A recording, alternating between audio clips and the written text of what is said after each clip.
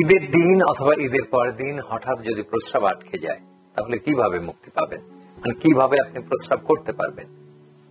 কারণ এই ঈদের দিনে অথবা ঈদের আগে পরে মিলিয়ে ডাক্তারেরা অনেকেই হয়তো, যদিও ইমার্জেন্সি ডিউটি থাকবে, ইমার্জেন্সিতে ডাক্তার সবসময় 24 ঘন্টা পাওয়া যাবে, কিন্তু সব জায়গায় হয়তো আপনি এতদিন যেভাবে খুব সহজে ডাক্তার পেয়েছেন নাও পেতে পারেন।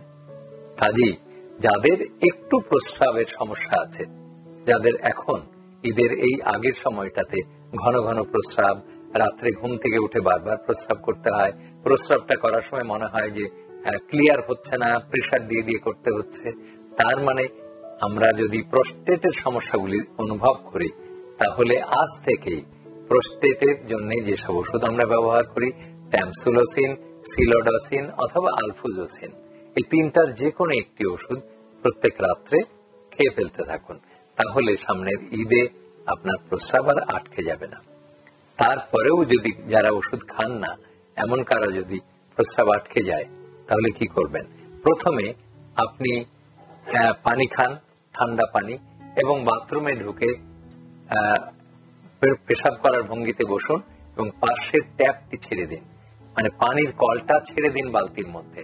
বালতিতে আধা বালতি পানি আছে আর কল থেকে শব্দ করে পানি সেখানে পড়ছে। এই শব্দের উত্তেজনায় আপনার প্রস্রাব হয়ে যেতে পারে। এরপরেও যদি না হয় তখন আপনার মানে প্রস্রাবের রাস্তার উপরে এবং তল পেটে একবার গরম আর একবার ঠান্ডা এইভাবে সেক দিতে পারেন, মানে একবার গরম পানির ভাব, একবার ঠান্ডা পানির ভাব। তাই বলে পুড়িয়ে ফেলবেন না, শরীরটাকে পুড়িয়ে যেন না ফেলেন। এইভাবে যদি করেন তাহলেও প্রস্রাব হয়ে যেতে পারে। তারপরেও যদি না হয়, আপনার পুরুষাঙ্গের উপরে মানে প্রস্রাবের রাস্তার উপরে ঠান্ডা পানি ঢালুন, ঠিক মগে করে হোক, মানে ধীরে ধীরে, অথবা পুশ শাওয়ার দিয়ে হোক, ঠান্ডা পানি আস্তে আস্তে ঢালতে থাকুন, তাহলেও প্রস্রাব ক্লিয়ার হয়ে যেতে পারে। তাহলে তিনটা পদ্ধতি আপনাদের বললাম। একটি হচ্ছে ট্যাপের শব্দ করে পানি ছেড়ে দেয়া, 2 নম্বর হচ্ছে ঠান্ডা এবং গরম ভাপ তলপেট এবং পুরুষাঙ্গের উপরে দেয়া, 3 নম্বর হচ্ছে ঠান্ডা পানির স্রোত পুরুষাঙ্গের উপরে প্রবাহিত করা। এই তিনটার পরেও যদি আপনার প্রস্রাব না হয় তাহলে গ্রাম ডাক্তারের পরামর্শ শোনার দরকার নেই, কারণ আমার অভিজ্ঞতা হচ্ছে তারা হয় আপনাকে প্রস্রাব তৈরি হওয়ার ওষুধ দেবে।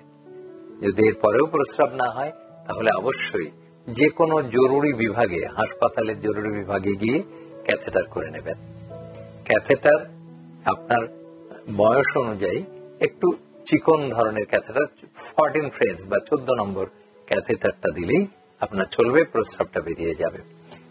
ক্যাথেটার দিয়ে সাথে সাথেই খুলে ফেলার দরকার নেই, অন্তত 2 দিন থাক, এবং তখন আপনি ক্যাথেটার রাখা অবস্থায় এই ওষুধগুলি যেগুলি আগে খাচ্ছিলেন, ট্যামসুলোসিন, সিলোডাসিন অথবা আলফুজোসিন, এইসব ওষুধগুলি আপনি খেতে থাকেন এবং 3 থেকে 7 দিন পরে আবার ক্যাথেটার খুলে দিন, নিশ্চয়ই আপনার প্রস্রাব চালু হয়ে যাবে।